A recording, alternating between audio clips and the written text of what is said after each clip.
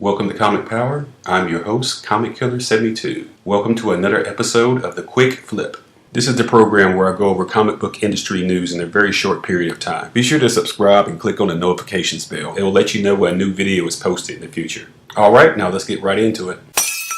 The lead story was going to be my analysis on the Avengers Endgame trailer, but there's some breaking news that I have to talk about first. Disney has reinstated James Gunn as the director of the Guardians of the Galaxy franchise. If you didn't know about his previous firing, let me catch you up to date. Some tweets that James Gunn made on Twitter 10 years ago have resurfaced. They were crude jokes and banter about numerous sex crimes. When the news came out, Gunn admitted that he made these. He apologized for them and stated they were intended to be satirical. But in today's Me Too environment, these type of statements, even if intended to be funny, can be radioactive to your reputation. So Disney, the parent company of Marvel, immediately fired him. Allegedly, Kevin Feige, head of Marvel Studios, went to bat to try to get him reinstated, but he was overruled by Bob Iger, the president and CEO of Disney. After the dust settled, most of the backlash was on Disney for being too hasty.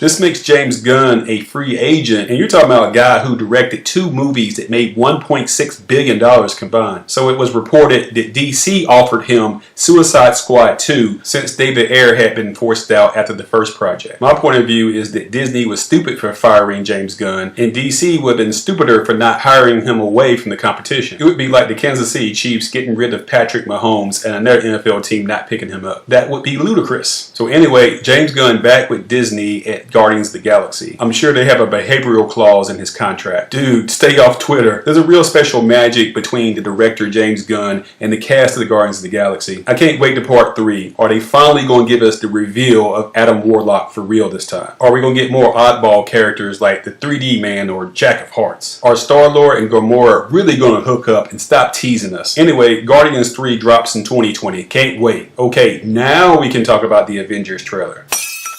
Every Avengers movie that's coming up is always the most anticipated superhero movie of all time. What they've been able to do with this connected universe is incredible. At this point, we're just spoiled. In saying that, I'm really not a fan of overanalyzing trailers. I don't know about you, but I actually like to have some surprises when I go see a movie. These are nothing but studio-sanctioned spoilers. But since I run a YouTube channel, I have to talk about this stuff. It would be like becoming a homicide detective and don't like seeing dead bodies. It just comes with the job. But enough of the babble. Here's 4 key things. And the first one is that Tony Stark lives. The first trailer that we got previously, he was on that spaceship with air and food running low. And he was using his damaged helmet to try to communicate back with Pepper back on Earth, assuming she was still alive after the decimation, basically apologizing for failing and not coming home alive. And fans were starting to debate if Tony Stark, played by Robert Downey Jr., was done and he was actually going to die. But we don't have that cliffhanger anymore because we already know that he appears in other scenes throughout the movie. Robert Downey Jr. as Tony Stark, aka Iron Man, is the bedrock. If they would have killed off his character, that would have been the most shocking thing ever. They should have kept it a cliffhanger until the movie came out, but they went ahead and spoiled it for us. And I think that was a mistake. The second thing is that Black Widow has red hair again, but she has gold tips. This is a clue about the timeline because apparently her hair has grown out. So the blonde hair that was at the roots are now at the ends. This probably would happen over the course of 10 months to a year to grow the blonde out. So that gives us a clue about the timeline of this movie and how long it's been since the decimation. The decimation is the event where Thanos snapped his fingers and extinguished half of the life in the universe. The third thing is these cool looking Avengers white suits, which we believe will let them travel into the quantum realm. The quantum realm was first introduced in the Ant-Man movies. It's a universe outside of space and time. And it's so trippy looking, it makes you look like you've been taking acid or X pills. So did Thanos really kill half of the life in the universe? Or did he just send the souls to the quantum realm? And the Avengers who didn't get decimated are going in to save the others who are there. It's just a theory. We don't know until the movie comes out, so we'll see. And the fourth thing that has everybody talking is the interaction between Thor and Captain Marvel. He summons his hammer, it flies right by her head, and she doesn't flinch. Then Thor says the classic line, I like this one. So the question is, will we have Thor and Captain Marvel sitting in a tree, K-I-S-S-I-N-G? Marvel tried before to give a love interest to Thor, with Natalie Portman playing Jane Foster. But they had absolutely zero chemistry. It was like oil and water. It just didn't mix. And it was pretty obvious that she did not want to be there. She was mentioned in Ultron but not seen, and just after that she just disappeared. And no one missed her. As for Captain Marvel, they didn't even try to give her a love interest in her debut film. Now, some people have been talking online about what happened in the comics when War Machine and Captain Marvel developed a relationship. And this has a 0% chance of happening in live action, and I'll give you 3 reasons. Number 1, the movie universe and the comic universe are not the same universe. Number 2, Thor and Captain Marvel are lead characters with their own movie. War Machine is just a supporting character. So a Thor and Captain Marvel hookup gives us an alpha male and an alpha female together. And lastly, Don Cheadle is 25 years older than Brie Larson, so that would just be creepy with the age difference. So that's what I think. I'm not going to go any deeper than that this time. Avengers Endgame comes out in theaters on April 26, 2019. And Disney adds another $2 billion to their war chest. At this point, it's like they're printing their own money. And next up for New Comic Day, it's the speculation pick of the week.